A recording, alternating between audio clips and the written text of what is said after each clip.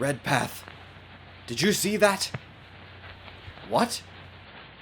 That pyramid. I thought it moved. Moved? That pyramid? Sure didn't stand on its head, Shaw. My eyes, I guess. Might have been a camel moving around behind the thing. Fooled me all right. By George, I could have sworn that I saw something move over there. Something as big as the pyramid. Or I'll eat my hat!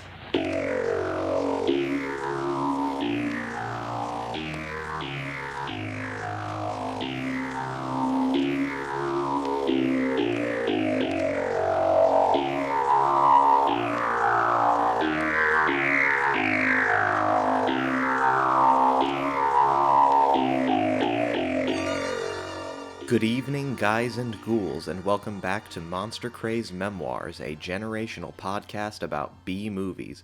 I am your host, Ian Garcia. Rocco won't be joining us today for reasons that are 50% due to scheduling conflicts and 50% due to unforeseen circumstances. As for those unforeseen circumstances, let me provide a little bit of context. The originally planned topic for this week's episode, in keeping with our new theme of shrinking and or growing movies, was going to be a double feature of The Amazing Colossal Man and The Cat Girl, distributed in the US by American International Pictures beginning on the 28th of August, 1957. Obviously, particular emphasis was going to be placed on The Amazing Colossal Man. Unlike previous double features that we've covered, there really wasn't a lot of overlap between the two halves of the double bill. The latter is a British-American co-produced ripoff of Val Lewton's Cat People. It tells the story of a woman who believes she is cursed by a savage bloodlust that transforms her at night into a leopard. The former, consistent with our previous topic, The Incredible Shrinking Man, and otherwise totally unrelated to the Cat Girl, is about an Army lieutenant colonel whose freak exposure to an experimental plutonium bomb detonation at the Nevada Proving Grounds results in a mutation that causes him to grow exponentially. Now, it was obvious to me at the time, even if it became more obvious later, that the Cat Girl was not going to be given equal or really any attention for this episode, that covering The Amazing Colossal Man followed quite naturally from The Incredible Shrinking Man. A.I.P. co-founder James H. Nicholson had originally conceived of the project, The Amazing Colossal Man, in order to capitalize on the success of The Incredible Shrinking Man.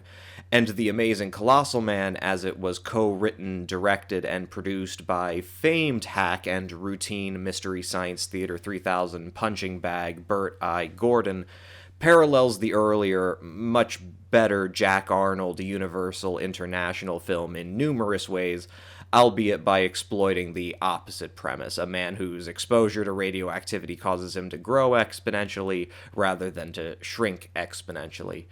Like The Incredible Shrinking Man, The Amazing Colossal Man places particular dramatic emphasis on the existential crisis of the man in question in response to his seemingly inalterable mutation, as well as the deleterious effects of his condition on his romantic relationship.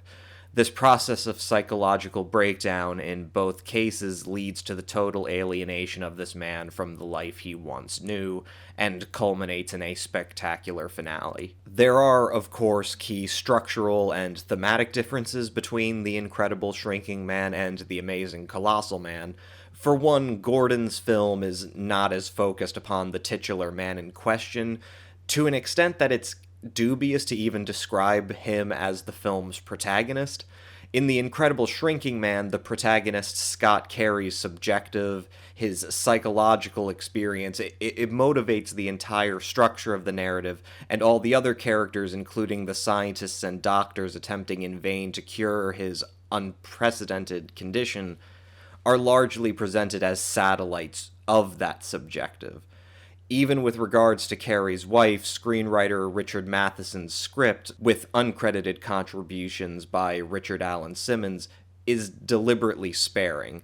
As my father and I covered in that episode, The Incredible Shrinking Man is specifically an existential melodrama that only in the last act becomes more action-oriented. And even then, the mechanism through which the spectator is expected to engage with this spectacle is through Carrie's highly specific, non-generalizable experience. Quite the contrary, while Bird-Eye Gordon and Mark Hanna's final script for The Amazing Colossal Man does, in its own right, extensively implicate Lieutenant Colonel Glenn Manning's psychological experience, particularly through one extended flashback sequence detailing his traumatic experience fighting in the Korean War, far more of the architecture of the story is delivered through his fiancée Carol and the two specialists attempting to treat him. Indeed, I think it's safe to assert that The Amazing Colossal Man is far more about these characters as they experience their own kind of desperation and trauma in seeing and interacting with the mutated Glenn than it is about Glenn himself or his condition. The irony becomes that, despite the fact that Glenn's condition being the total opposite of Carrie's would seem to make his physical and thus his narrative presence unignorable, the more he grows, the more he literally disappears from the framing of the story. Once he reaches such a size and state of psychological distress that he escapes from the compound where he's being detained, the narrative becomes almost exclusively about Carol and the specialists. Now, there's an obvious entirely functional explanation for this. Whereas The Incredible Shrinking Man, while low budget in its own right, was being backed by a mainstay of the Golden Age Hollywood studios, The Amazing Colossal Man was a derivative attempt to cash in on that film through American International Pictures' considerably more limited means. They literally can't focus the story more on Glenn, particularly as he grows both bigger and more psychologically distressed, because they didn't have the budget to make that kind of film. Be that as it may, however, even totally functional motivations behind creative choices ultimately result in unalterable meanings produced by the final text. Which is to say, unlike The Incredible Shrinking Man, The Amazing Colossal Man is not a story about a man who undergoes an incredibly traumatic and arduous existential crisis only to assert his own centrality and dignity despite these events. Rather, it's quite the opposite. The Amazing Colossal Man is a story about those who are on the outside of Glenn's subjective, looking on at this horrific experience and being powerless to do anything about it. Although Glenn is technically becoming more physically imposing and powerful, he is nonetheless disappearing in a way that Carrie does not. No longer Glenn Manning, he now becomes simply the Giant. No longer a participant in the spectacle, he now becomes a totally abstracted, undignified spectacle himself. Thus, we come to the other major distinction between the works. Whereas Matheson's story is ultimately optimistic, giving Carrie a final realization of his own inherent dignity and solace in his fate, Gordon's film is utterly tragic and pessimistic in the end, whereas The Incredible Shrinking Man ends with a beatific, contemplative view of the cosmos as Carrie's narration asserts finally his own inherent worth, inextricable from the vast tapestry of creation itself, all that jazz. The Amazing Colossal Man ends with a shot of the watery grave into which Glenn has fallen, with no commentary. Again, an entirely bleak picture that really, in a way, challenges the optimism of The Incredible Shrinking Man, even as this movie is ripping it off. I've currently been talking for roughly 8.5 minutes, and so while I hope that my esteemed listeners found that comparative analysis of the two films both entertaining and informative, we do now finally come to the problem of why I decided to not really, in earnest, do an episode on The Amazing Colossal Man. Point blank, The Amazing Colossal Man is an amazing colossal slog, and what you've heard so far basically exhausts any substantive opinion that I have on the movie. When my father and I had just seen the film and were initially discussing it, it was in a context in which we were both mutually unanimated about it. It wasn't because we were depressed by the film's conclusion, it was because we were emotionally affected. We were just exhausted by boredom. And besides being poor of finances, The Amazing Colossal Man is also poor of imagination. The worst film we've seen so far in this series, I'd reckon, is From Hell It Came, and even that was at least entertainingly frivolous, despite its limitations. At the very least, it doesn't overstay its welcome, but there is some really, really profound technical laziness that went into The Amazing Colossal Man, made all the worse by the fact that, far from being an efficiently told story, it is a quintessential example of the type of B-movie that seems to have been written and shot precisely so that its thin premise can be dragged out over the acceptable hour mark. And while I can respect my listeners who in a certain context would thoroughly enjoy a breakdown of precisely where, how, and why The Amazing Colossal Man runs so afoul of even the most puerile tastes, it is my personal opinion that my father and I simply are not the right people for that job. As I stated in the pilot episode of this survey, Monster Craze Memoirs is not a so bad it's good podcast. We don't really have any interest in mawkishly litigating the artistic failures of these kinds of films. We would much rather be talking about things that we think are good because they are good, or at least interesting. And The Amazing Colossal Man is just not, for us, that interesting, much less good. But the show's gotta go on. I can't just pull out now. I'm gonna ride this Oka suicide rocket into the very heart of gonzo pop culture darkness, and if I have to go out, I'm taking you bastards with me. So instead of talking about The Amazing Colossal Man, I'm going to use this episode as a launch point for an extension of this podcast survey that's actually been germinating in my head for a long time. You know, a lot of these old B-movies don't just have their sources in cynical commercial film calculus.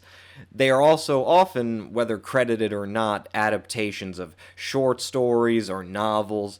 And while this will remain mostly a film podcast, I'd like to branch out in terms of the type of media we explore. And I think literature is a particularly fertile platform for doing that because, you know, a lot of the types of stories that really blew up after the Second World War among American youth aren't necessarily that unique.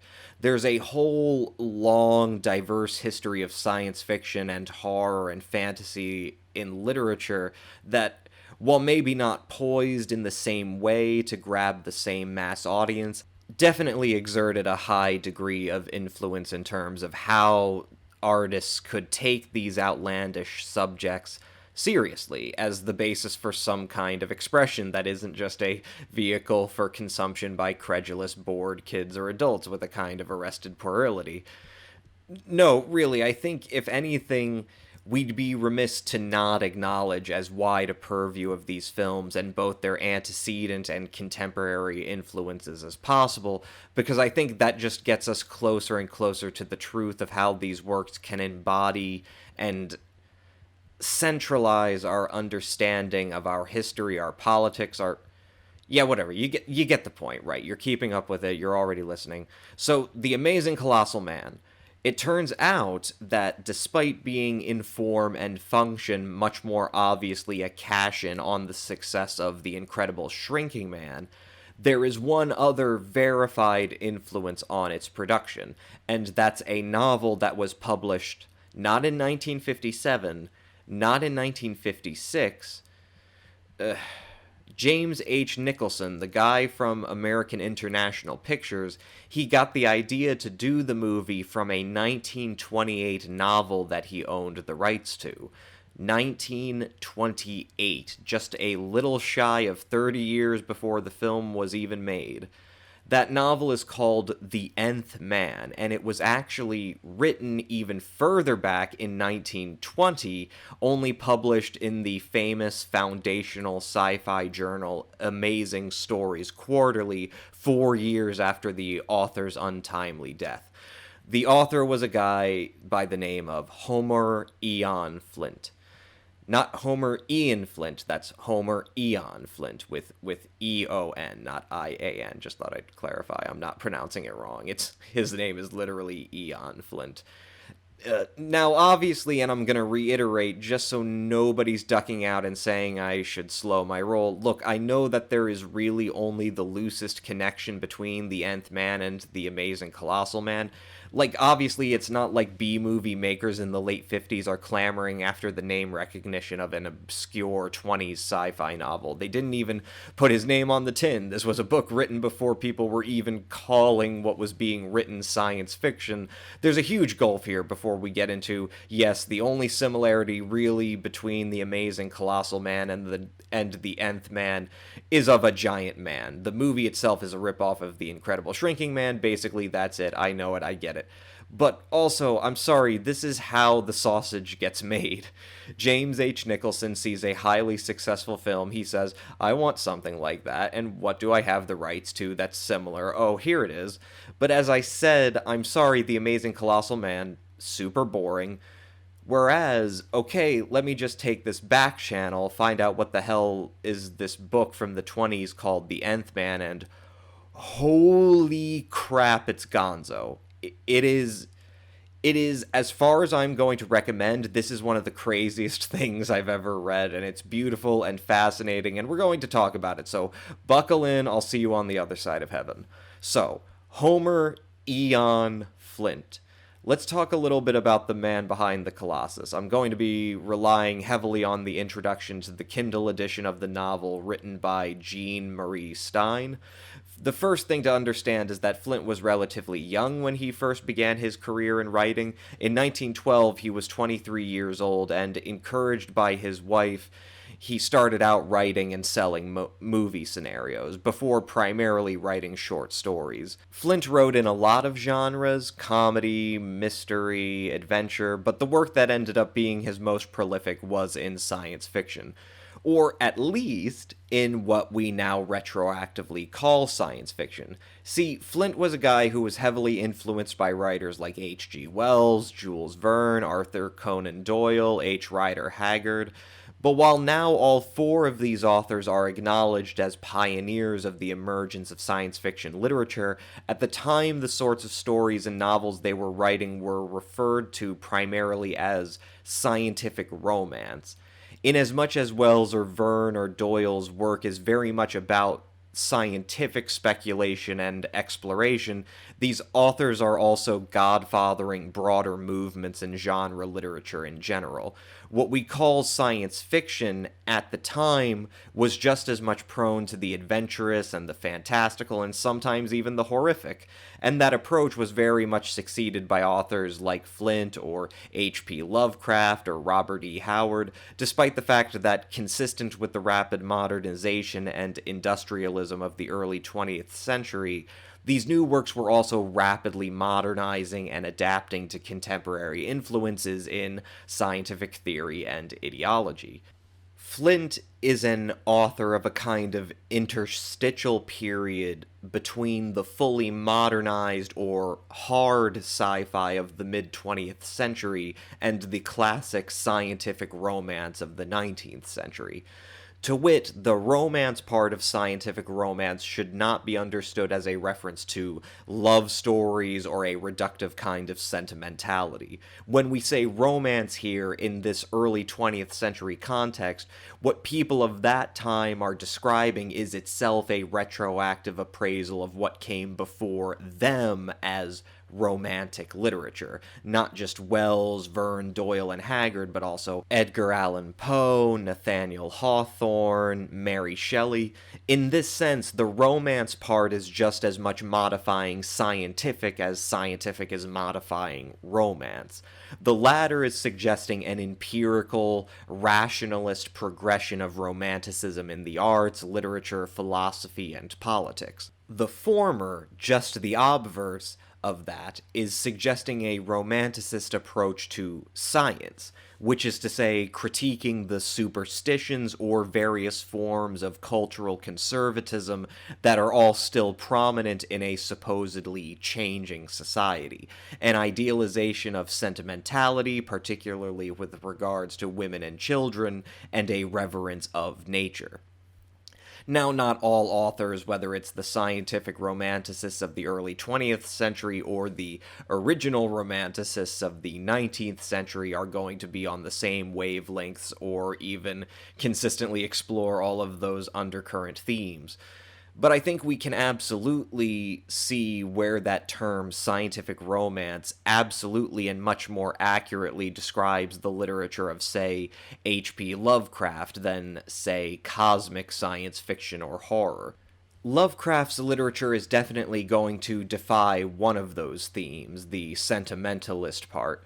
But as far as the part of critiquing the small-mindedness of the status quo, like, say, about the centrality of humans in the universe, that's absolutely romanticist stuff. If anything, you could even say that Lovecraft's modernized cosmic view of nature, where there is this constantly expanding universe full of primordial beings that are going to ultimately outlast humanity's finitude, that are worshipped as gods only because we don't have the ability to comprehend them, where our knowledge of Darwinian evolution is challenging the notion of our essential distinction from animals.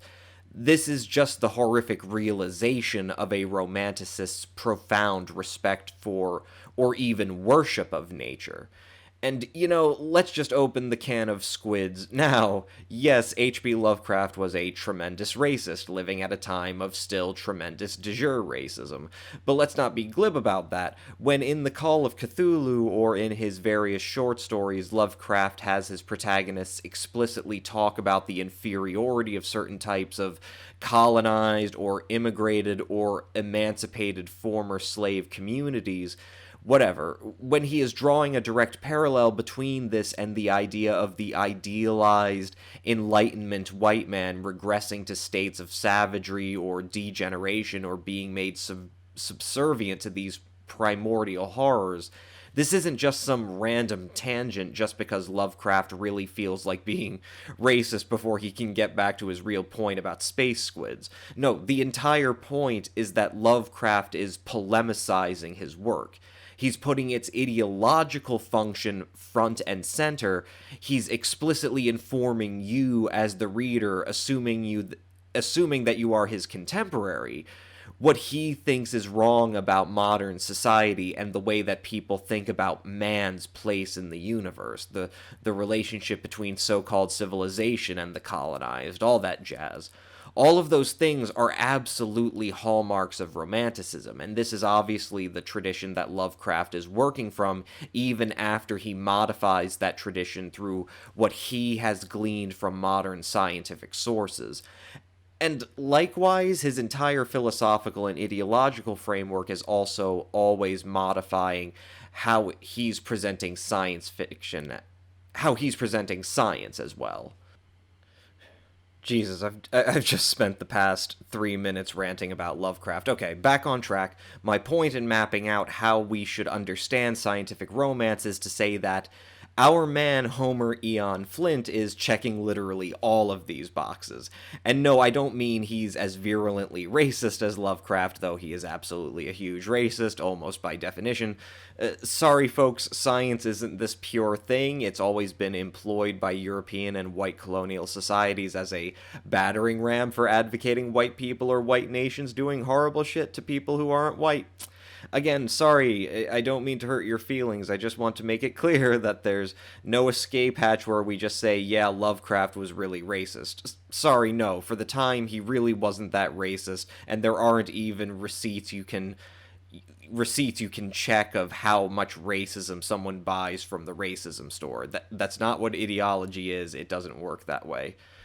Shit, another 2 minutes. Okay, but yes, Homer Eon Flint. This guy is type A scientific romance, from the critique of ignorance and various types of conservatism, to the sentimentalism towards women and children, to the reverence of nature, and to, finally, takes breath, the absolutely explicit polemical function of the work, as not just strictly being about weaving a fantastic story, but also engaging explicitly in philosophical, political, and ideological concepts. All of that is super crucial, because even if we just dispense with the historical pedantry and just call The Nth Man a science fiction novel, the type of science fiction that it is still totally out of step with our contemporary context. Besides Ant-Man, there is no massive subgenre of shrinking and growing people science fiction in 21st century popular culture. In trying to read The Nth Man, you're not going to get anywhere by looking at it from the point of view of even, say, an independent film company executive who just wants to make a cheap spectacle movie to cash in on a more successful cheap spectacle movie.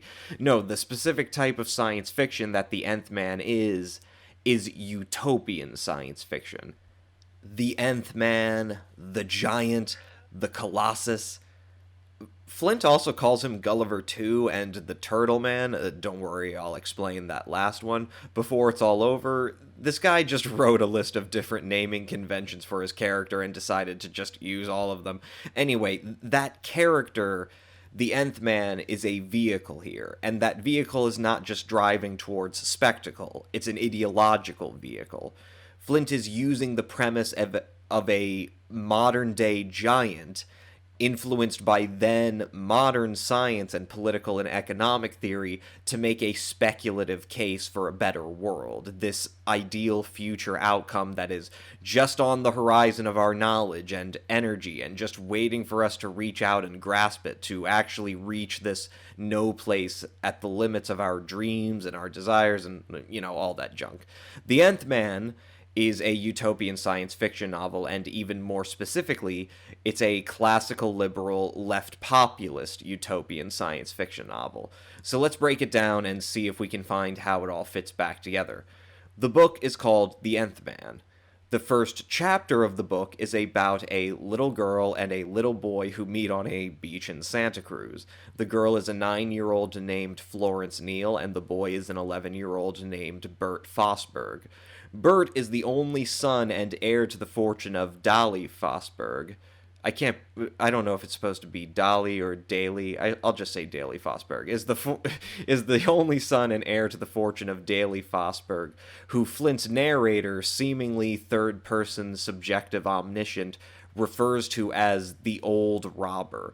Perhaps a reference to the term robber baron, which was a critical, pejorative, and caricature popularized in mid to late 19th century editorials and cartoons against those seen as the most unscrupulous of the Industrial Revolution's monopolists. Think people like Cornelius Vanderbilt, Jay Gould, Cyrus Field, Russell Sage, etc., etc. Now, regardless of whether or not this wording, the old robber, is a direct reference to robber baron, it's already doing a lot of heavy lifting in terms of characterizing this as yet off-paged Daly Fosberg, and how precisely he amassed his fortune, or rather how the common people of Flint's story perceive the source of those millions. Flint's narrator seems to be omniscient, at least at this point, but in how he describes Fosberg, it also seems that this omniscience is aligned with how most, or at least the significant plurality of the people on this Santa Cruz beach understand Fosberg. Really, Flint's narrator places just as much emphasis on not only how Bert Fosberg is perceived by these so-called beach lizards, the common people who frequent the beach, but also how they perceive Florence Neal herself. And it's through this that we as readers can identify the first overarching theme of the novel, which, again, is generically consistent with Romanticist literature. The sentimental depiction of a the sentimental, depiction of children as being in some sense free and unencumbered by any notions of self-consciousness or shame we associate with maturity and adulthood. How this relates to the as yet unintroduced Nth Man himself is going to be made clear much later in the novel, but for now let's just read a little of how Flint introduces Florence Niel. Beyond a doubt, a child in a bathing suit appeals to the whole world. There is something universally enjoyable in the frisking white legs, the dancing eyes, and wild laughter. The surf loses its ominousness in the presence of such. Already Florence gave promise of unusual beauty. She was a fairy-like creature, slender, small-jointed, and frail when in repose, although wonderfully animated in action. The tight one-piece suit revealed the grace and freedom of every motion. 4 years later, she was due to become stiff, angular, and awkward, agonizingly self-conscious. Now, she was utterly unaware that she offered a rare picture, a picture of radiant childhood, perfect, spirited, and unspoiled. Cavorting there on the sand, her voice shrilling gleefully as she imagined herself being chased by the long, snaky bit of seaweed which she was trailing, she felt no inkling of what was passing through the minds of her beholders. The proud, watchful eye of her mother, seated under a wide umbrella a few yards away, made no impression upon the carefree mind of the child. None of the admiring glances from beach, boardwalk, or pier made her forget the supreme satisfaction she was getting from her lark. In short, for the time being, she was merely the unconscious medium of expression for a bundle of animal spirits. So yeah, highly sentimental stuff, even kind of fetishistic, with particular attention to not just Niel's actions, but her body, her physicality. There's this essential purity and innocence in Niel's case, and it's this thing that's to be both admired, particularly by the common onlookers that Flint references, as well as to be feared for. It's this thing that is doomed to be modified and stifled by the demands on Niel once she grows up. And in contrast to that, let's see how Flint similarly emphasizes both Bert's actions, or lack thereof, as well as his physicality, once again heavily implying the perspective of the common onlookers on the beach. He stood decidedly taller than she, and looked proportionately heavier in all respects. Moreover, he was larger boned and bigger chested.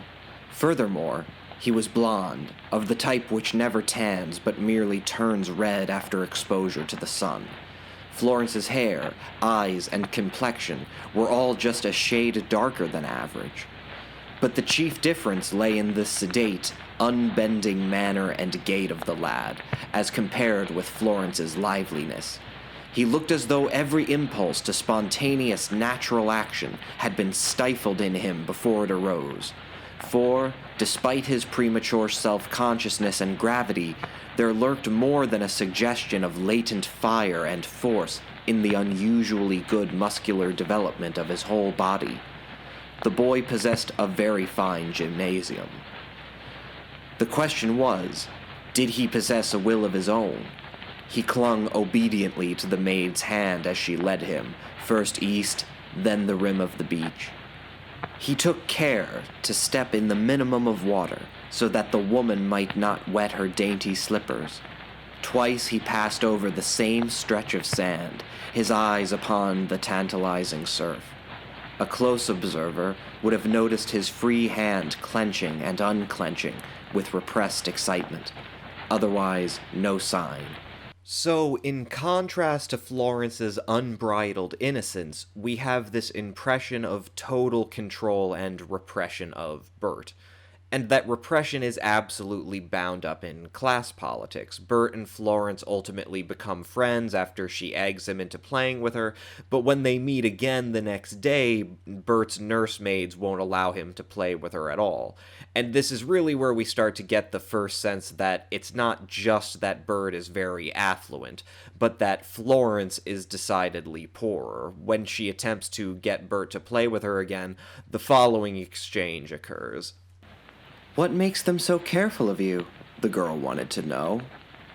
"Are you an invalid?" The maid-in-chief answered for him, and as she spoke, she took in every of the girl's simple, inexpensive gown and unpretentious hat and sturdy shoes, the very evident lack of means in her whole appearance. "He is no invalid, little girl, but his health must be very carefully guarded, especially," with great emphasis, "he must not associate with children below his station in life." So, yeah, pretty harsh stuff to say to a 9-year-old. And look, I realize I'm taking a pretty long time to get through this. I expect many of you are wondering, when do we get to the giant guy? But I really want to stick with this some more because what Flint is doing in this first chapter is really mapping out almost all of the major themes of his book. Just a rundown, so far we have 1, a sentimental regard for children, particularly their innocence and ignorance of a lot of the really cruel and bigoted aspects of their society.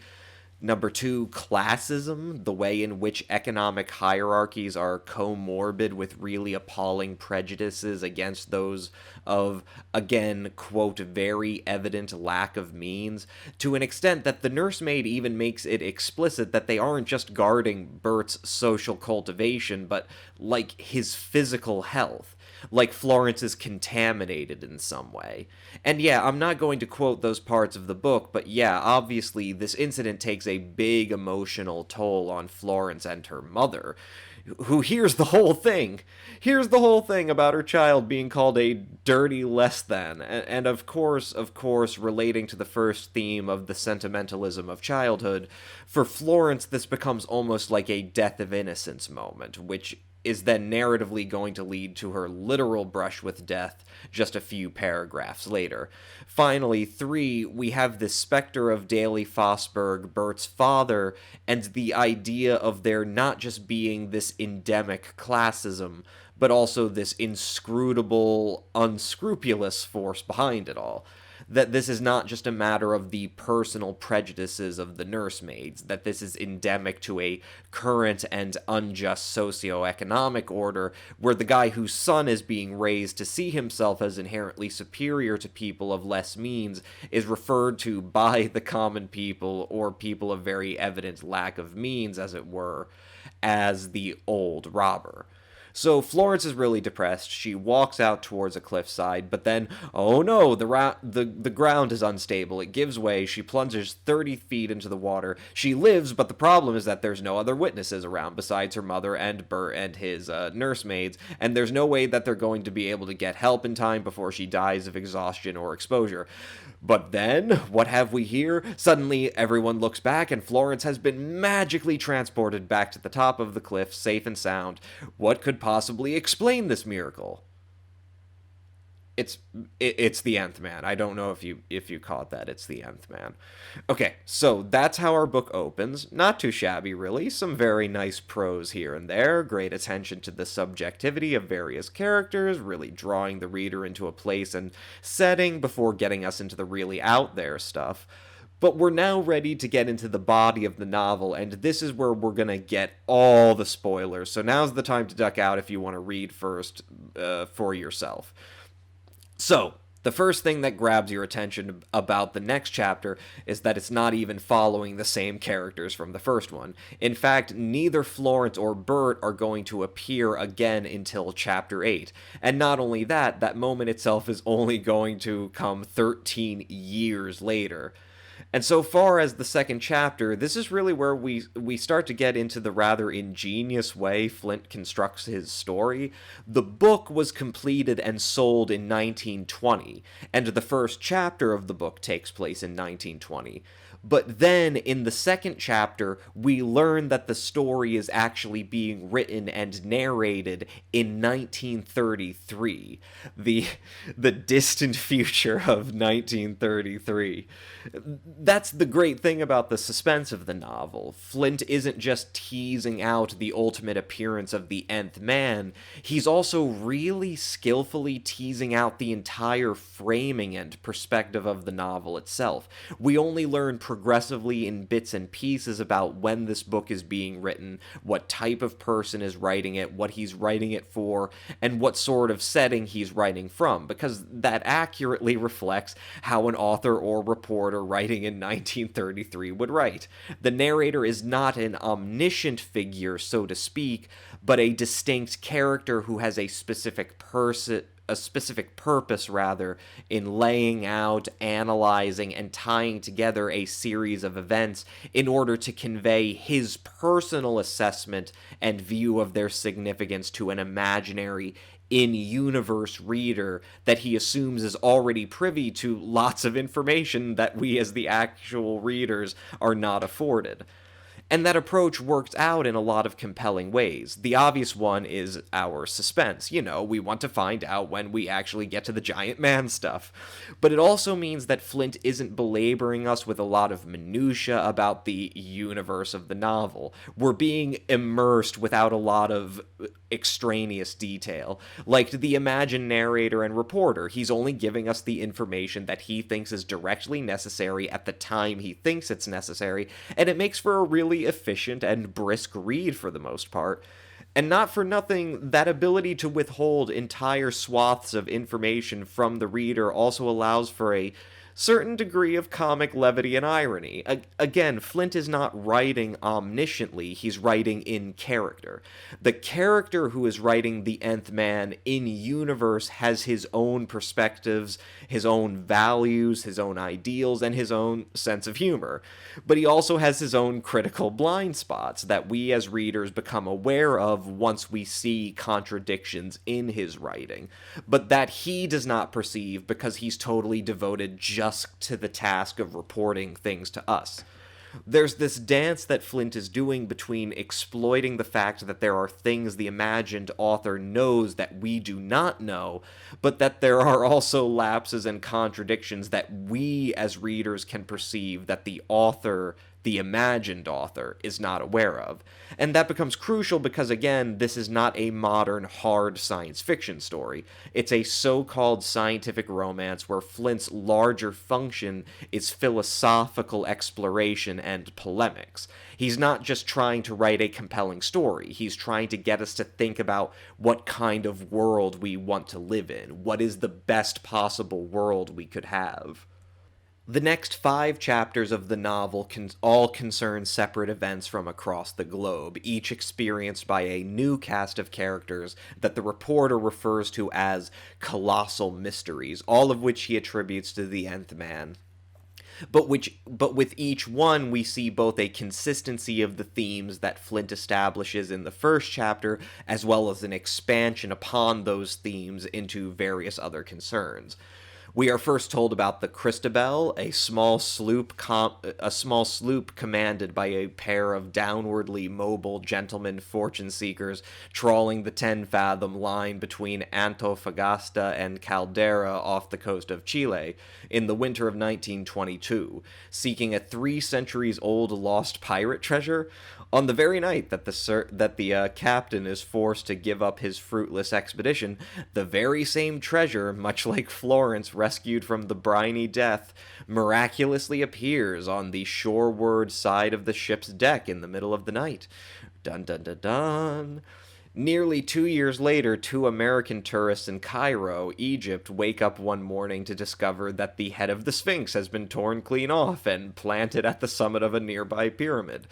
We flash forward again to March 28, 1927, in Hamburg, Germany, where an American working at the behest of a wealthy benefactor meets with a mysterious young woman whose outwardly anarchist politics are actually a front for her and her acolytes' true motives: to reinstall the abdicated former Kaiser of Germany, Wilhelm II, Remember, this First World War had ended in 1918, 2 years before the writing of the novel. Okay, to reinstall the abdicated former Kaiser of Germany, Wilhelm II, and to unify all of Europe under a single autocracy. It turns out that our American emissary has arrived in Hamburg, followed by a vast sum of money to support just this agenda, secreted across the Atlantic by submarine and currently held in the nearby Zollverein International Bank. However, this unscrupulous plot is put to an end when the entire bank itself is uprooted and disappeared that very night. In December of 1928, a freighter called Mammoth III, with a cargo of 10 million trees to be transplanted from Vancouver to the Northern Territory of Australia as part of a long-term project to cultivate the region for future settlement, is caught unaware by an East Indian typhoon, but then only to be rescued and brought to its destination by a mysterious force. Finally, on December 31st, 1930, the entire Great Wall of China is destroyed, which much to the pleasure of the Christian missionaries that this chapter focuses on, produces a miraculous sweeping conversion of the Chinese to Christianity and the embrace of Western science and modernity, as they are totally unable to explain the phenomenon through their own traditions. As of this point, the Nth Man doesn't make a physical appearance, or at least a visible one, with the exception of the Cairo episode where one of the tourists who Flint's reporter describes as being susceptible to fancies swears that during the preceding evening he saw one of the pyramids move ever so slightly. And yet, all of these seemingly disparate events become, for the reporter, part of a coherent, progressive narrative of some consciousness behind the mysteries. For now, though, let's again suspend our superficial interest in finally discovering what or who the Nth Man is, and try to identify, parallel to this narrative, Flint's coherent, progressive development upon Romanticist themes. As for the first, the sentimental portrayal of children and youth, there are no child characters in these episodes. But there is a telling backstory and motivation behind the captain of the Christabel, who goes by Butler but eventually reveals to his crew as they get more and more restless that his real name is Jones. Fearing that his crew is on the verge of mutiny, he attempts to win them over thusly. For almost 20 years I was a butler, men. I worked for half a dozen of the foremost families of the land, and during that time I learned to have an immense amount of sympathy for people of my own class. I found that the average servant is to be pitied, not despised, men. Most servants are forced by poverty to accept such work. Few actually prefer to wait hand and foot on someone else. It isn't natural. So, I'm going to take my share and found a small home for servants' children. I am planning to care for about 40. The idea is to teach the poor kids some useful trade or other occupation so that they will not be forced into waiting on other people. In the next chapter, before getting into the Cairo episode, Flint's reporter explains that Butler, or Jones, successfully established his home with, quote, hundreds of servants' children infinitely better off because of his work. Clearly, following directly from the tragic story of Florence and Bert, the innocence and vulnerability of children is at the forefront of Flint's polemic, as is, of course, his sense of class consciousness.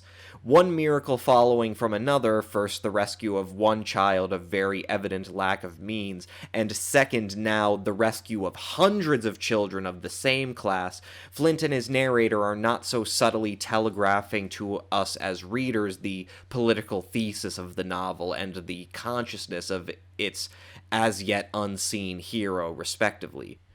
Which is to say that contemporary society is predicated on a cruel class hierarchy that dooms hundreds upon thousands upon millions of people to marginalization and servitude from birth, and that there is an imperative for there to be a miraculous change in order for a fairer system of social relations and the development of all people equally to be reached. But even aside from that superficial content, Flint and his narrator are also, particularly through the third and fourth colossal mystery, characterizing the invisible Nth Man as being sentimentally childlike. In the fifth chapter, before reporting on the Nth Man's rescue of the Mammoth III, and its consequent miraculous environmental transformation of the Australian continent, the narrator advances a theory of there being a maturation of sorts between the first four colossal mysteries and the final two. So far, the performances of the Nth Man have lacked the quality of constructiveness. That is to say, the miracles have never been more than corrective in their effects upon man. In fact, some of the incidents have been almost mischievous in their nature. The stunts possess many of the earmarks of youthful destructiveness. So, the next mystery, the last but one before the tremendous climax to the series, shows a decided change for the better in the mentality of its perpetrator.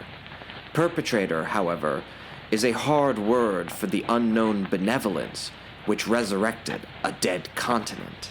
I want to specifically highlight Flint's use of mischievous there, as it's actually the exact same way that he characterizes the way in which Florence attempts first to get Bert to break away from his nursemaids and join her in playing in the surf. As far as Florence and the Nth Man, that use of mischief isn't just drawing a parallel between both a known child character and this unknown Colossus. It's also foreshadowing, but we're gonna get to that later. Yeah, we're gonna get to what was foreshadowed later. Anyway, we also can't talk about this theme of sentimentalizing children without returning to the question of classism and the text's class consciousness. Again, the two are inextricable from the get-go. But with no literal present children in sight, it should also be noted that Flint portrays the adults with very evident lack of means, with an at times patronizing, but ultimately similar sentimental eye. Carried over to the fifth colossal mystery involving the Mammoth III, Flint would seem to have a particular affinity for the mariner class, or at least with the open water as its own symbol of both vast savagery and barbarism, but also a source of all life and a horizon of potential emancipation or miraculous wonder. All of the colossal mysteries, of course, take place very close to large bodies of water, whether it's a beach in Santa Cruz, or the Nile in Egypt, or the Bein in Ulster in Hamburg. But what's doubly intriguing is the way that, not content to simply humanize the poor and working classes, Flint also populates the supporting cast of his book with individuals who are, for the time, while Europeans, would not be conventionally seen as white. Indeed, being that the narrator of the novel is conducting a report drawing from supposed interviews and primary documents, this affords Flint the ability to interweave the framing third-person, omniscient subject of the novel with the limited third-person subjective of more than one character, including those whose perspectives might not otherwise be typically acknowledged. For example, while the second colossal mystery concerns Captain Butler's personal mission, Flint makes the primary witnesses to the miraculous delivery of the treasure itself two of his crew, which includes an Irishman named Mike and one Nelson, who Flint's reporter describes as a stolid, unimaginative Swede, a total abstainer whose veracity was proverbial aboard the ship. The fifth Mammoth III episode is similarly populated by various European ethnicities, all of whom Flint portrays as honest, hard-working, cautious, and as having a solidarity as people of a certain career and class regardless of their national and ethnic origins. Perhaps needless to say, people who are not European don't fare particularly well in terms of representation in the Nth Man, whether it's the Arab and North African Egyptians of the Cairo episode or the Chinese, especially the Chinese in the view of the Christian missionaries. Unlike your Irishman or your Swede or your French Canadian, there's no moment in the report by the novel's narrator in which they defer to the testimony of people who aren't whites. And while there's perhaps a functional explanation for this, consistent with the reporter's own cultural context and prejudices, neither he nor his sources bothered to actually try to follow up with any potential non-white witnesses to these events. It's pretty obvious that what will turn out to be Flint's utopian vision of a kind of pluralistic liberal reformism, with admittedly some elements of anti-racism and, even interestingly enough, early feminism, but all around is still committed to this highly romanticized conception of modern Europe and North America being the inevitable righteous rulers of the world, as the fulcrum for civilization and civilizing others, completely obliterating or ignoring the idea that these others have their own mechanisms of advancing their material interests, etc., etc.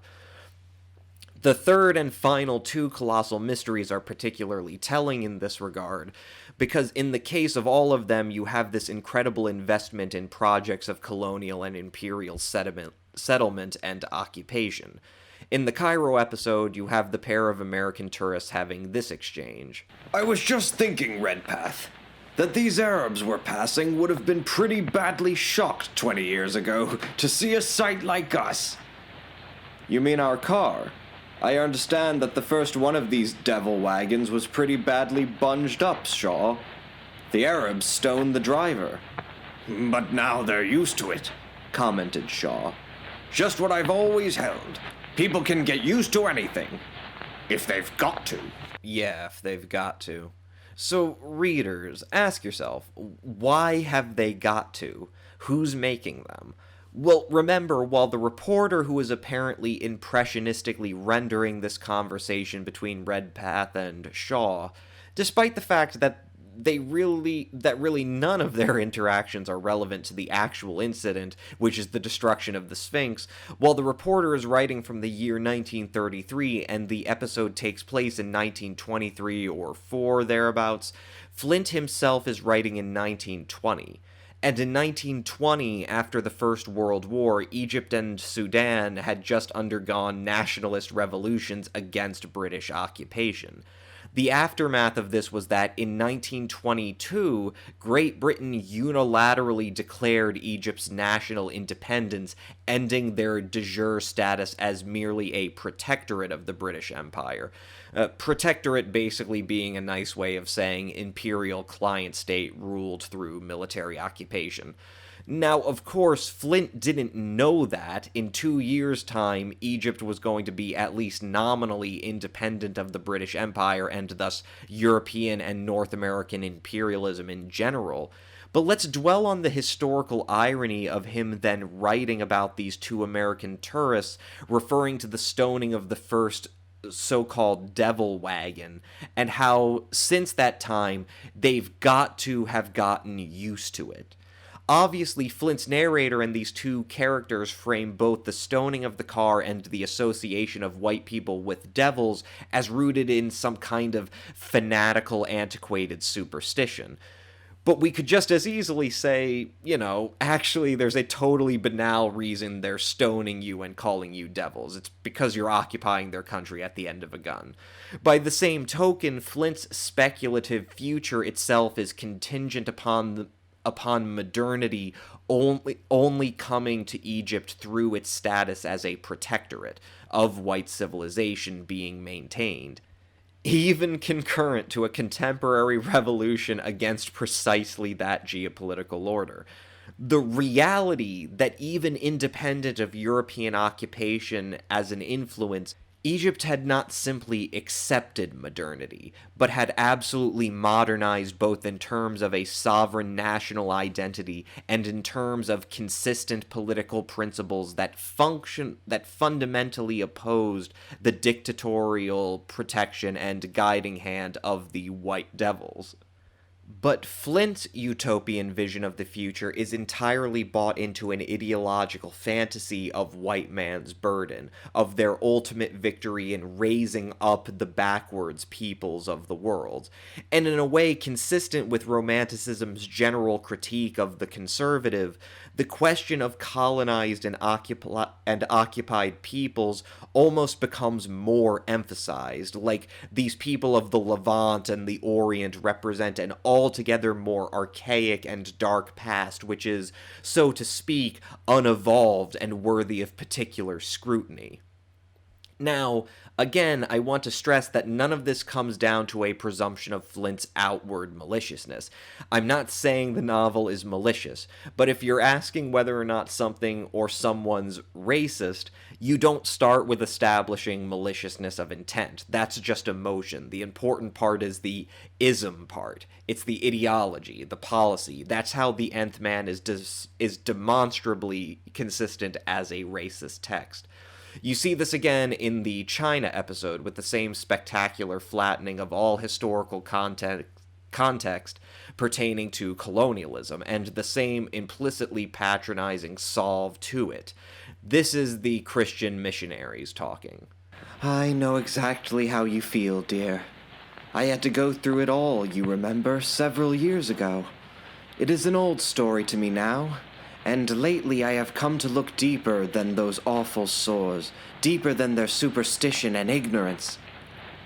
Through bribery of the native teachers and, in other ways, the Chinese ancestor worship is being kept alive. Were it not for this, our Christian and scientific truths would soon be adopted everywhere, for the Chinaman is a lover of the truth, and quick to change his ways once he is convinced. If something tremendous, something in the nature of a national miracle should occur, the Chinese might lose faith in ancestor worship and all the anti-progressiveness that goes with it. For example, suppose some strange malady should wipe out all the schoolmasters in every province. Such an event would destroy confidence in these men, and therefore in what they taught. And the way would then be open for the truth of Christianity and science. So, yeah, if only God would cast a plague on them, they'd realize how much they need us. You know. And, of course, the missionaries get just that miracle. The Nth Man comes along on Chinese New Year and fucking destroys the Great Wall. Flint can be sentimental and romanticist all he wants, but just like the sense of childlike innocence his novel starts out with, you also have this counterbalancing and frankly disturbing mischievousness, to put it lightly. That's the Great Wall and the Sphinx, two amazing epicenters of national heritage and pride, and they both just get fucking ruined in the supposedly utopian, ceaseless march of a white man's idea of progress. And the salt in the wound is that it fucking works. And that's how awe-inspiring the racism is here, even though there's no malice in it, and it's just insultingly patronizing. Because it works.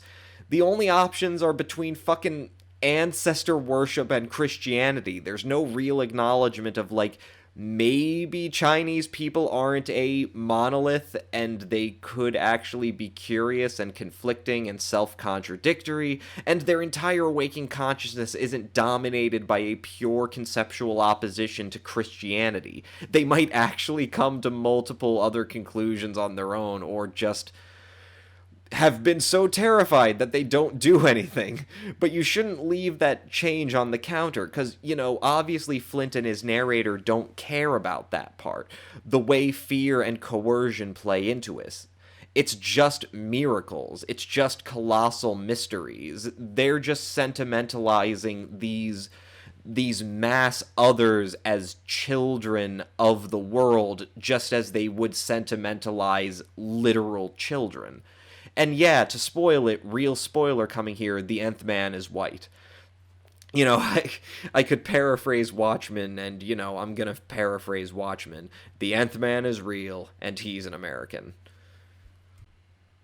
Look, I could just pull some more just cursed quotes here, but I'm gonna move on. Gonna keep plowing, and the way I'm gonna do that is come back to another overarching theme that I alluded to quite a ways back, which was the part about comic irony. And in a weird, again, cursed way, this is where we give ourselves a little hope about our dumb, racist, but naive and po-faced boy, Homer Eon Flint, that he's young and fresh enough that he can write a mean, subtle little joke. Because as far as critiquing conservatism, the Cairo episode is one where the mischievousness of the Nth Man, while it inevitably also affects Egyptians, is performed at the expense of American tourists, who have been having the stupidest debate the whole time about whether things fundamentally change or fundamentally stay the same. Like, literally, the Nth Man is punking them because they take a bet about whether the Sphinx will change at all overnight. It's the dumbest thing. Unfortunately, I don't think for Flint we can say that the character's racism is supposed to be part of their dumbness, but the imagined reporter is ostensibly reporting from Shaw and Redpath's accounts, and at one point he makes note of how their Arab guide sleeps audibly. I don't know if that's supposed to mean he snores or farts a lot or both, and the white guys are racist and just making a big deal out of it but just because he's brown. But once the characters go to sleep and there's no one around to witness anything, Flint writes this. Within a very few minutes, both men were emulating the Arab's example. As to whether they, like he, slept audibly, there is no evidence one way or the other. The automobile was the only witness. And I just thought that was pretty clever and amusing. Here's another really good one from the 4th chapter where Flint's reporter is basically just summarizing his analysis of mysteries so far and acknowledges that apparently in-universe, these are not all of the so-called colossal mysteries. These are just the ones that he is reporting that can be connected to the Nth Man. There are apparently numerous other incidents that people have also claimed to be Nth Man related, but that he thinks are dubious, and one of these is this. For instance, the matter of the hanging black crepe on the Statue of Liberty on the night of July 4th, 1926. Why should people blame this on the Nth Man? Almost any passing helicopter manned by a daring anarchist could have committed this sardonic piece of sacrilege. The mere fact that the crepe was unusual material afterwards traced to Tibet does not change the situation.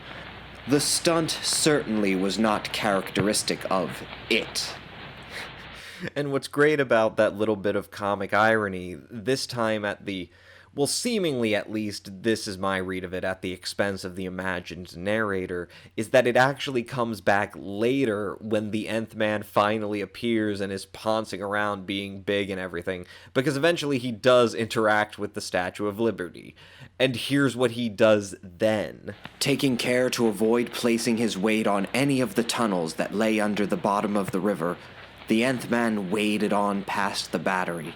At the Statue of Liberty, he halted, long enough to take the torch out of the hand of the figure and to replace it with a small rapid-fire gun, carefully abstracted from the battleship in his arms. The substitution gave the statue a very different appearance. Captain understatement over here. A very different appearance. Also, totally undercuts his theory of the Nth Man's actions maturing over time, and the dude is still completely down with the mischievousness. The narrator is so wrong on this point. But you know what? God damn me, I haven't even talked about the most important theme that's established. Yep, you guessed it, it's episode 4, the German Menace. Yeah, it's been two real years and 8 fictional ones, but you still gotta beware that mad brute, folks. Man, there's these krauts just waiting to enthrone another autocratic unilateral ruler to conquer and unite the whole world. I'm sure glad that old Flinty got that prediction just as accurately as Egypt remaining a protectorate. Right, folks? That was a good call on his part. Alright, no more kidding around, for real this time. The Zollverein heist, by which I mean the literal theft of an entire giant bank. and how the Nth Man, whether consciously or as the reporter speculates, just puerile and mischievously tearing up whole buildings and stealing them, has put a stop to a transnational conspiracy by an anti-democratic German underground with the direct facilitation of anonymous American capital. That's what we're looking at, folks. Here's your antagonist, not yet fully personified, but thoroughly conceived: autocracy, one-man rule, and, conspicuously, the facilitation of dictatorship through unregulated capital. See, that should be your last episode. This is the part where I critique a guy who's been dead since 1924, where I play his slightly less racist friend who, like, maybe I manage one floor of a department store and he gives me the manuscript and he says, Don't hold back. Give it to me straight. and then I say, My friend, Homer, you gotta put that episode last. Oh, but I really wanted to show, like, the progression, the maturing of the Nth Man. Because when we find out that he really was just a teenager when he started out, so then he starts off just being a mischievous and does something constructive. Homer, don't worry, I read the book, I know what happened. What I'm saying is, that placement of the whole thing about the American multimillionaire peddling his anti-democratic influence abroad, it's totally arbitrary. The story's about fighting one-man rule, and the bad guy is an American multimillionaire in the end. Just do that one last, and change these parts here and there, so you argue that it is a sign of maturity and being constructive, that, you know, he's fighting for democracy, right? You are listening to me. Well, you see, the problem there is that... Look, if you're gonna ask for constructive criticism, but you're gonna be one of those babies who argues against that criticism, then fine. I don't need to be here. I could be back home. I could be at home training my parrot to say Homer's a weenie. If I place that story there, then right after I introduce the main antagonist, and I don't want the reader to get the false impression that the villain is the same one who is peddling the influence in the Hamburg part. I want to leave it totally open that you know, it's not about one man, even though it is one man. It's about a system, you know. It's about how it's not just the one bad guy. It's how the system is propping lots of bigger and smaller types like that, I guess. Okay, fair enough, but could you please just take out the China episode?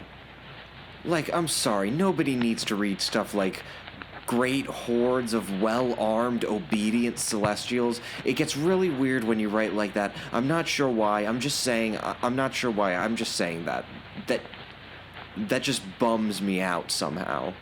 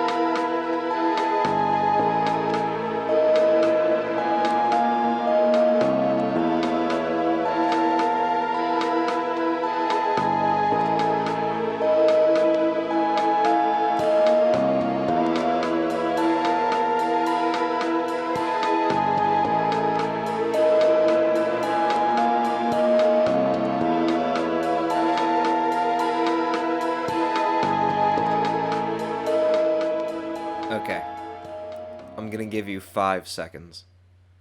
And this isn't part of that last bit. I'm talking to you, the listener, now, not my Mind Palace version of Homer Eon Flint. Eon Flint. Fuck. I'm gonna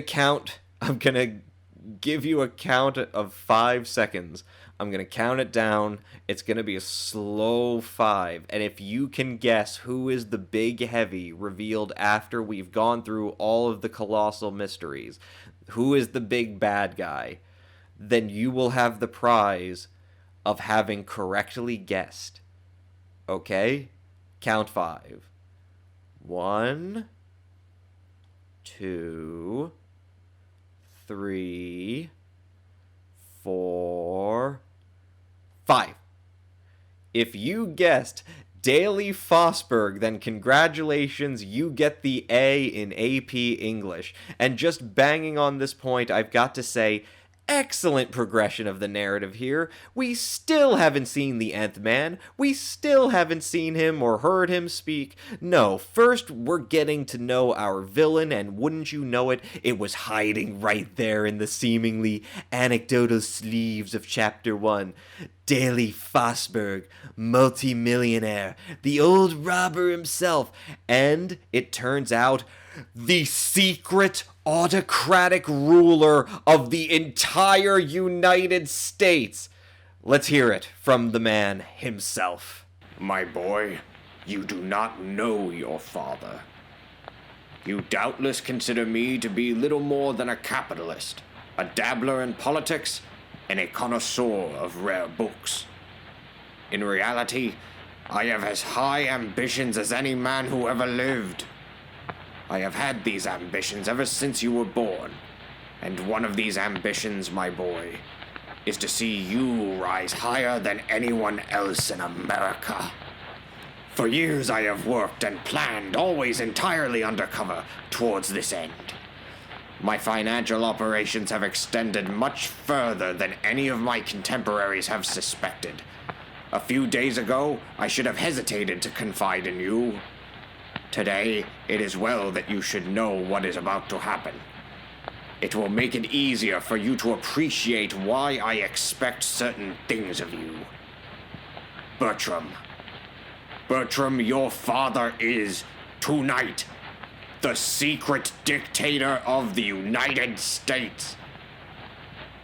I am its money lord. And you are to become its emperor! Bastard! Oh, but it gets worse. 'Cause if you're wondering, where's Florence? We've seen Bert. Where's Florence? Well, Florence Niel is all grown up. She is a maid in the Fosberg mansion at the suburban playground of the rich, Casawaya in California, and she is engaged to Bertram Fosberg. Needless to say, that dusty old cracker is not going to let a Fosberg marry low. This is not just a fight against the autocracy of monopolistic capital. This is a fight for love, a radical love that can reform America's broke-ass class hierarchy. The very next day, he arrives. The Nth Man. He's miles high, absolutely huge. He's carrying around a battleship in the crook of his arm. Where'd he get it? I don't know. He's got the steel hull of another ship as a loincloth. Where'd he get it? I don't know. I hope he didn't kill anyone to do it. I hope he got it from the bottom of the sea. I guess it would still be kind of morbid if he was taking apart old sunken ships with dead people still in... Anyway, he's got a bunch of fishing nets that he's fashioned together so that he can just trawl thousands of fish and pour them into his mouth. He's leaving footprints in the earth that later become lakes. He's taking peaks off of small mountains and using them to make natural dams. Frankly, it's very naive, like a tall tale. It's like Paul Bunyan, basically. But the thing that really catches your eye about the Nth Man, and why it suddenly now makes sense that the dude in Egypt mistook him for a pyramid in the night, it's because he was camouflaged, you see. It's because the Nth Man is covered head to toe, right down to his eyelids, with a quote, many-jointed coat of scale-like, bony, brown-colored armor. Luckily, the Kindle edition I'm reading includes the famous pulp artist Frank R. Paul's original illustrations for the story, and I think he nails it when he finally gets to draw the Nth Man, because it really is nothing like the Amazing Colossal Man, or a tall tale figure for that matter. There's this whole different dimension of just how monstrous and even alien he looks, which is then counterbalanced by his ever-present mischievousness and naivety and innocence, and his intellect too. He's not really just a giant man. He's also basically a sea monster, but also a minor deity, and also like a prototypical superhero, really. And he's not just fumbling around wrecking shit. He's a man on a mission. He comes out of the water in San Francisco, and in just 3 hours, he's walked across the entire country, right smack dab into Washington, D.C. He goes up to the White House, kneels down, and he's talking to the president. And here's what happens. Nominally, the United States is a republic. She is supposed to be ruled by her citizens, each having an equal voice in her affairs.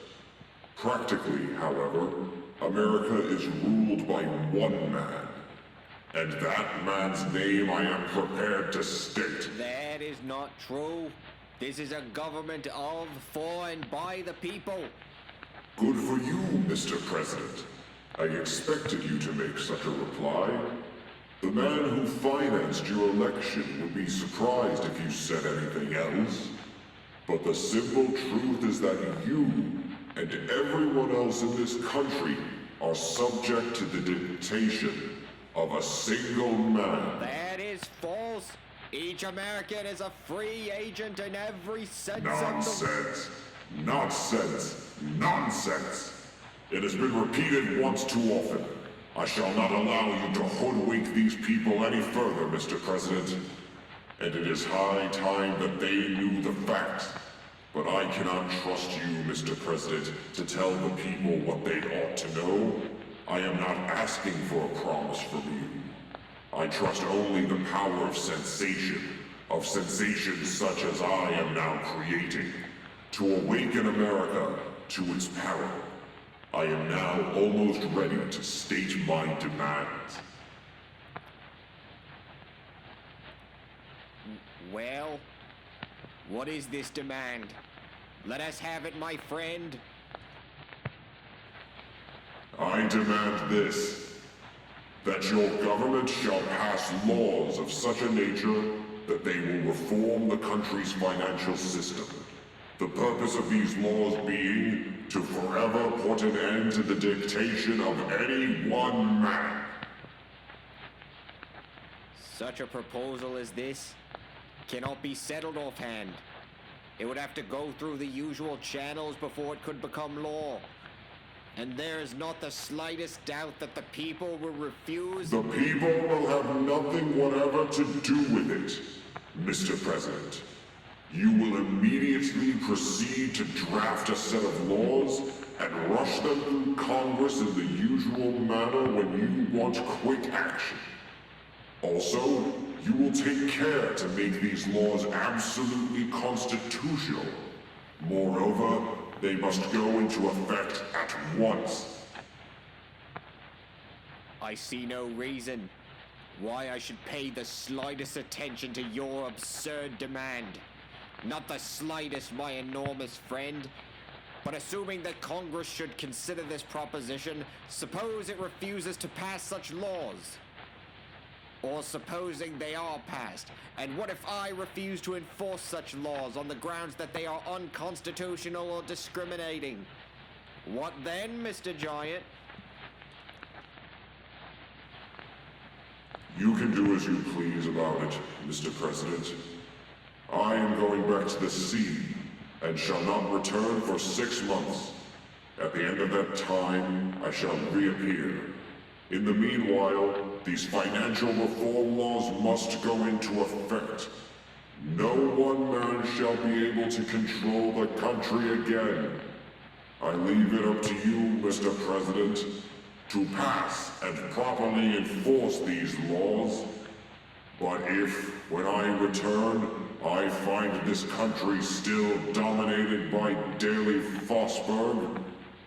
Mr. President, I shall have to declare war. So, altogether, I think kind of weak sauce demands that Mr. Nth is making here to hang on a declaration of war. Basically, however sweeping, just legislative reformism. You know, it's at this point where the giant finally speaks that we get the most explicit rendering of Flint's polemics and his political positions, and it's also, unfortunately, the moment where the elegance of his prose really starts to slip. Ultimately, Flint's utopian vision just isn't that remarkable, and you know, as we go along, as we reach the conclusion, there's a lot of contradictions of the novel's ideology that only keep piling up and becoming more heightened, and it all hinges on the miraculous appearance of this single being to spark a popular unrest against the current regime of monopolistic and autocratic capital. But Flint himself is completely foreclosing a lot of the potentialities that are ultimately going to hobble the book's ability to articulate a satisfactory utopian conclusion. Like, here's the immediate aftermath of the Nth Man's declaration. Informal investigations carried forward by indignant citizens who disregarded all injunctions uncovered some highly disagreeable truths. The giant had been right. One man was in control. The rest of the country was dominated by Daily Fosberg. What to do about it?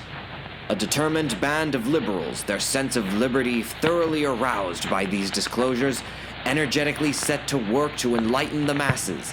Their efforts were astonishingly successful.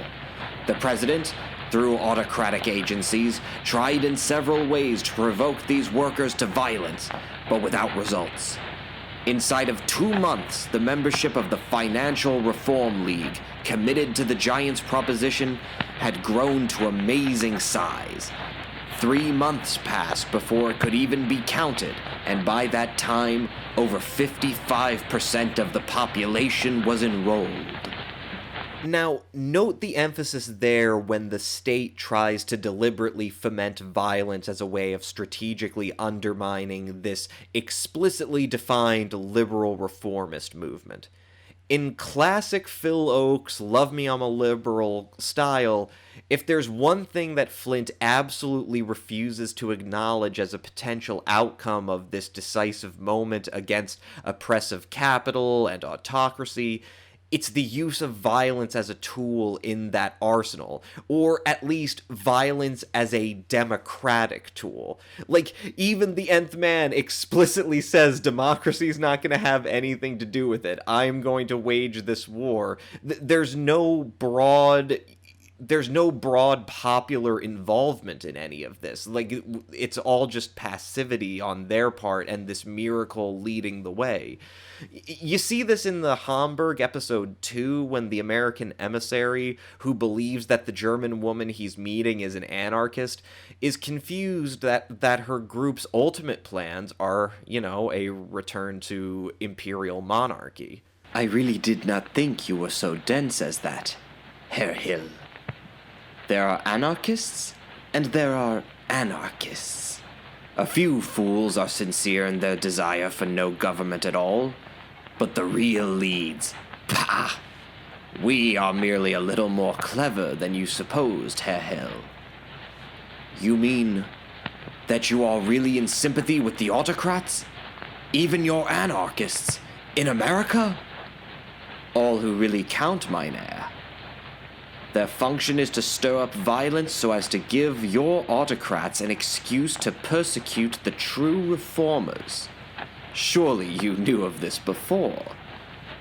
Yes, but I never could believe it, Fraulein. In America, we are apt to take things for granted. So, not even just a disagreement with violence as a political strategy, but an outright demonization of radical movements period, be they anarchist or socialist or what have you. Anyone who uses violence is already in the pocket of the oppressor. It's only through pacifistic collective action that things can be changed. Otherwise, you're just giving the state an excuse, all that bullshit. Now, you may be saying, but Ian, the Nth Man has literally declared war on this system. And my answer is, yes, but the Nth Man does not exist. You know, there's no miraculous force concentrated on one individual that is going to defeat tyranny. Ask yourself, if there is no giant crusader for the working people, what are they then going to do? What are they going to do when the state starts drafting people into the declared war and imprisons all conscientious objectors? Hell, what are the liberal reformists themselves gonna do when the state officially censors their leagues and starts rounding up their leaders as political prisoners? What are they gonna do? And Flint really cops out on this one. What are they going to do when one state power begins pressuring allied countries to join them in their oppression, and really implicitly expanding that oppression as an international system? That's another great, highly prescient liberal cliche that Flint just snuggles into the story. He has this amazing idolatry for European liberal democracies, and, you know, exactly what people always bandy around today. How progressive they are, how much more socially democratic they are. Well, in The Nth Man, Flint's narrator writes, those allied countries that the US is trying to pressure into helping them, well, they, quote, refuse to give any help whatever to the one country that had failed to progress. Like, for the love of God, that's not how it works. More liberal countries work with more conservative or revanchist regimes in other countries all the frickin' time. It's not just the miracle of the Nth Man that this is hinging upon. It's also this fantastic idea of Europe being too cool for school on us backwards old Americans. And, you know, I know we've already litigated the racism of the story, but let's just expand the scope of that, because I'm not saying this is intentional. But I think what Flint's facile political fantasy renders here is precisely what his patronizing of non-white people, that it's not exclusively born out of white supremacy. It follows along a much wider axiom of liberal patronage that, again, consistent with his idealization of the naive, of the childlike, the innocent, the passive, applies an understanding of the total passivity and credulity of people in general, especially those very lower-class people that Flint ostensibly sympathizes with, that they are never really agents of their own destiny. Yeah, the whole of the celestial horde suddenly converts to Christianity once the Great Wall is destroyed. But Flint's narrator also literally says that because of the Australia incident, many of the white settlers there now revere the Nth Man as a god. And when, of course, the state doesn't relent to his demands, when they go to war, there's this one part where the Nth Man is injured and the blood that falls from his wound, it actually enriches the ground. There's this definite Christian, miraculous association with the Nth Man's appearance, but again, without this miracle, what precisely are normal people supposed to do when the manifold violence of capital and a compliant state are used against their life and liberty? That's the thing. Flint's idea of a utopia really isn't tethered, despite his admirable sympathies for the common man, to an actual appreciation of how social bonds and solidarity are formed and then mobilized for an actual utopian purpose. There's a total spinelessness to it, really, and it's absolutely distilled when we return to Bert and Florence on the eve of the war, and Florence wants to know, hey, what's going on with this whole we're in love and want to get married, but your dad's an elitist tyrant thing? That's all I can tell you now, sweetheart. If the giant wins out, then I can go right ahead and marry you. And if he doesn't, then I'll have to get what satisfaction I can from the situation into which my father intends to force me. That's our male romantic lead, everybody. What a charmer. You can tell why she loves him so much. Just spineless. Let's take the most charitable position then. Let's say, in fact, the Nth Man is not just the miraculous cop-out for the cowardly liberal reformist.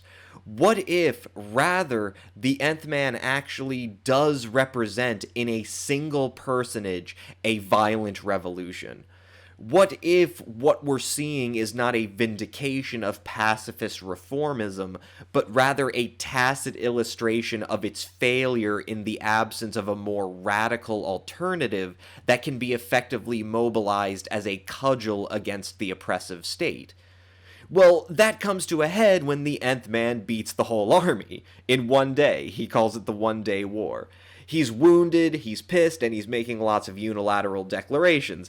Daley Fosberg's entire property is going to be seized except for $100,000 because, hey, let's not be so severe. The Financial Reform League's demands are now law, and he wants every man who opposed him and is still living to be offered up as food. Okay, so basically Fosberg is faced with the realization that unless he offers up himself as a special tribute, as a sacrifice to the Nth Man, this juggernaut is just going to start killing tons of people indiscriminately, who are way less responsible than he is for this whole mess. But then, out of the corner, bravely crawling into the giant's hand to implore his mercy, well, folks, it's Cindy Lou Who herself, Florence Neil. She calms him down, he goes back to the sea, and happily ever after. It's here that we finally get an extended history on how the Nth Man came to be, and ultimately, what it works around to is just a compounding of twists. It turns out that the Nth Man was born a normal human child, saved by cesarean surgery from his dying mother by his father, an unaccredited surgeon. You see, the Nth Man's mother, named Dorothy, was, dun dun dun, the daughter by previous marriage of Daley Fosberg. The Nth Man's father, on the other hand, was a medical student working as the daughter's chauffeur when they fucked around, fell in love, got her knocked up, and secretly married. Dorothy's mother found them out, and with the instrumental help of her ex-husband, ruined this guy's whole life, which is what prompted Dorothy to take her own life. Which means that, yes, the Nth Man is actually the grandson of the book's millionaire villain. Now, the Nth Man's father, on the other hand, didn't take this sitting down. He took a new wife and flew with his kid to the Galapagos, where, get this, he started feeding him the chemical elements which filled the vital glands of the Galapagos tortoise. Dude is literally taking turtle juice, putting it into a syringe, and feeding his son intravenously. And because that's how this works, tortoises keep growing no matter how old they get, and in a human, we've got a recipe for, eventually, a seafaring, naturally armored, exponentially growing turtle man. And according to Flint's narrator, literally the entire population of Galapagos tortoises was poached to extinction just to keep this guy's son hopped up on that sweet magic turtle wax. He's also really smart. As for his judgment, that was neither more or less mature than most well-educated young men of that age. But his memory was absolutely unthinkable, for, in sober truth, the Nth Man knew everything.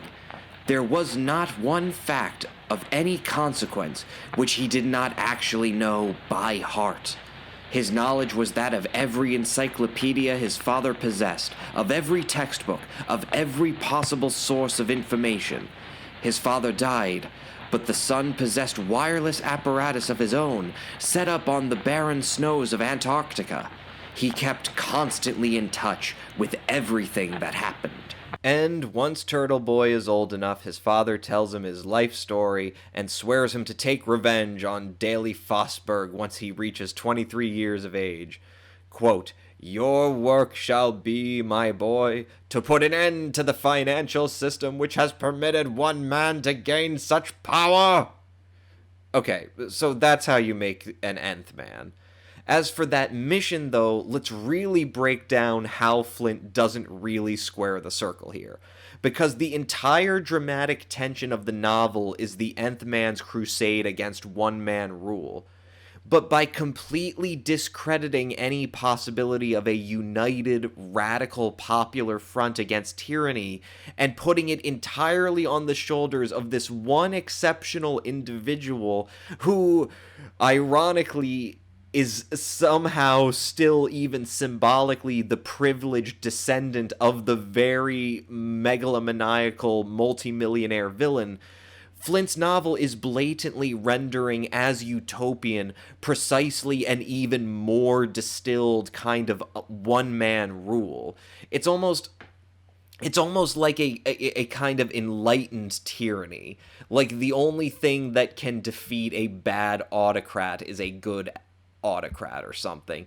And this extends to the episode in China, the Australian settlers worshipping him.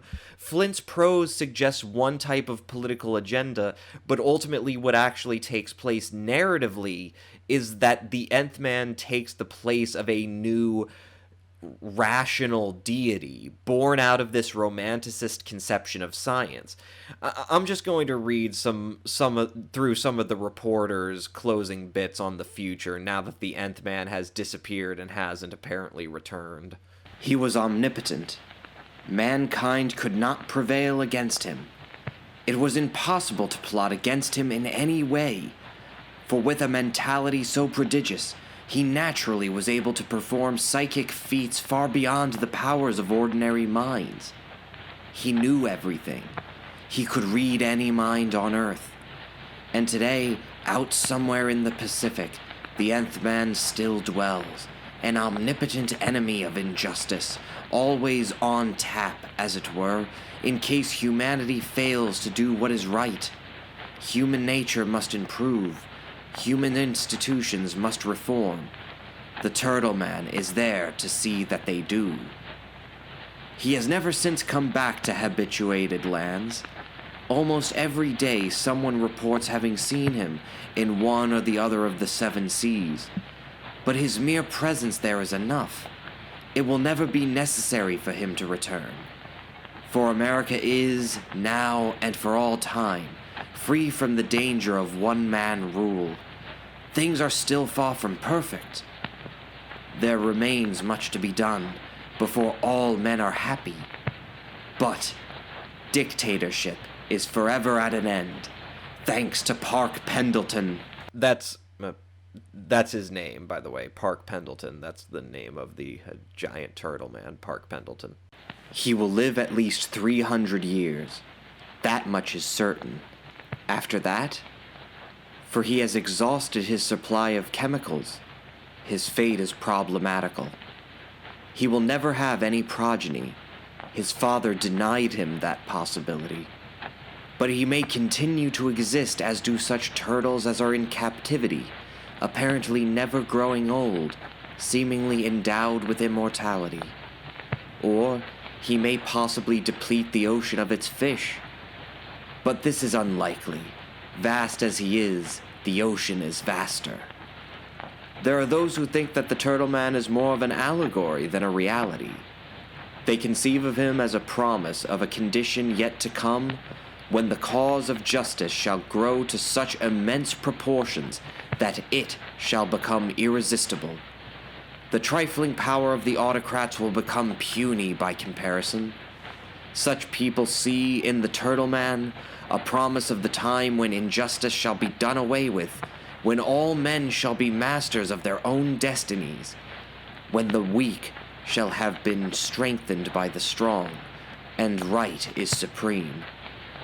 Be that as it may, the fact remains that mankind will do well to please the Nth Man. Let progress continue as rapidly as possible, no matter whose pride suffers. Better let a few selfish ones complain than provoke the Turtle Man into making another visit. Let him who would bring back the old days think twice. Like, I think that pretty much says it all, honestly. The only thing I can really add to it, just the tremendous absurdity of it, is that one hilarious line. Or he may possibly deplete the ocean of its fish, but this is unlikely. Vast as he is, the ocean is vaster. Keep in mind, this is the same novel where a bitter scientist has an entire species sent extinct so that he can take revenge.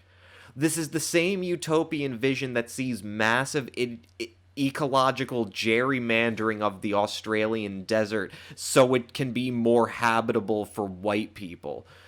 And for the time, you can't really expect anyone to have a really consistent or forward-thinking awareness of precisely how much can go wrong with the environment when mankind's quest to control it and bend it to his will goes unchecked by even the most modest questions of, what if it doesn't just all last forever?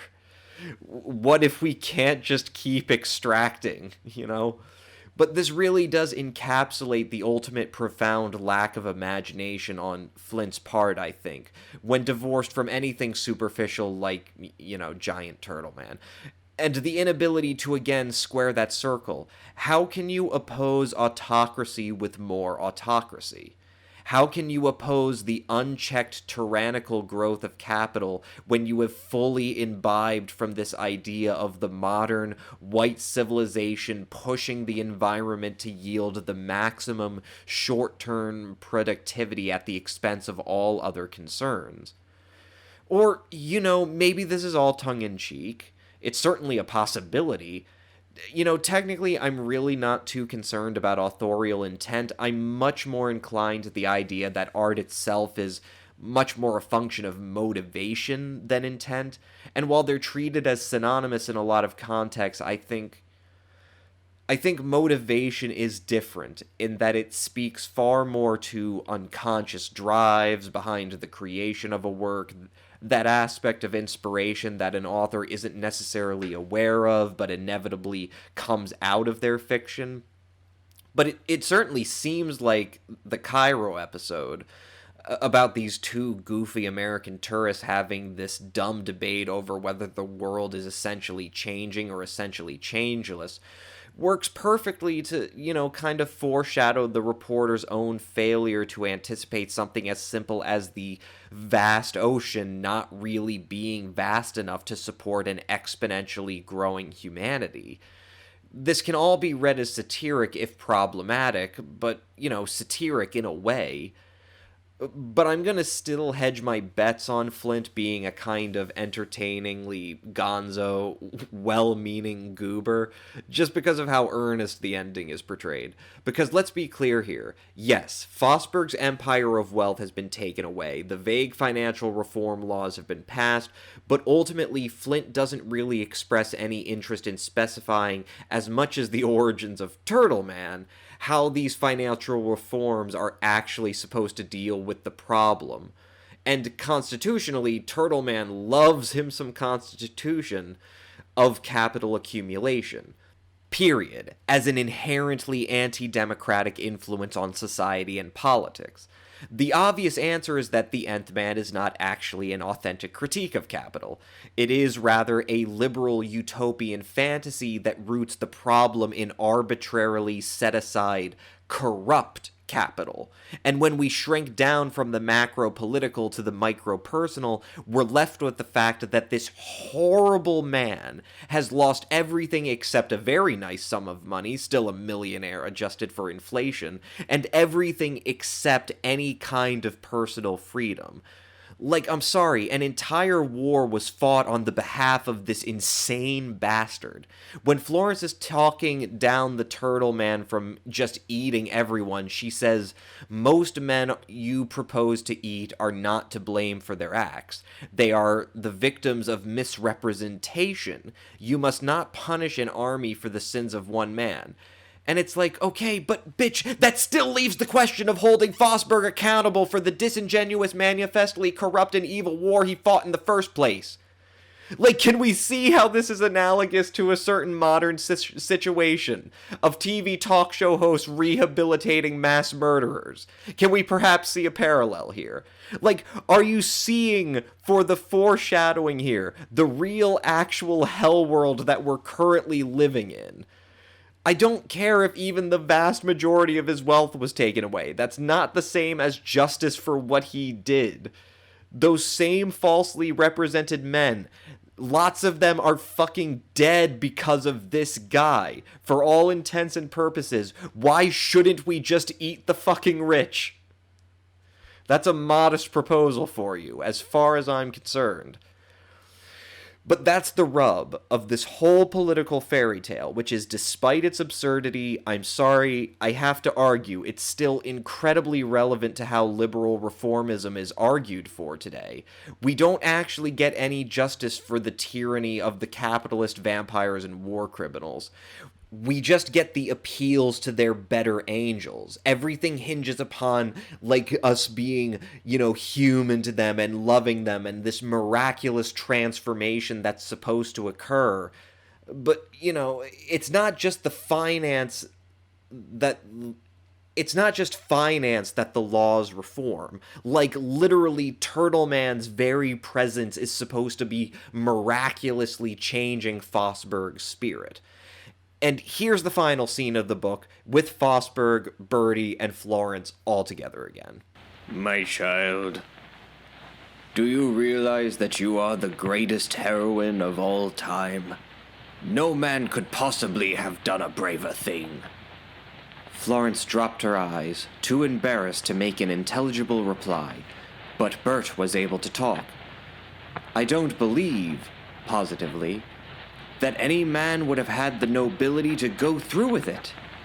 Oh, almost wriggling in her confusion, let's talk about something else. Very well. The old man slowly took a step towards her. My dear. He seemed unable to speak. My dear, can you forgive an old fool? The girl faced him, joyous and radiant as she broke into a shaky little cry. You mean, Mr. Fosberg?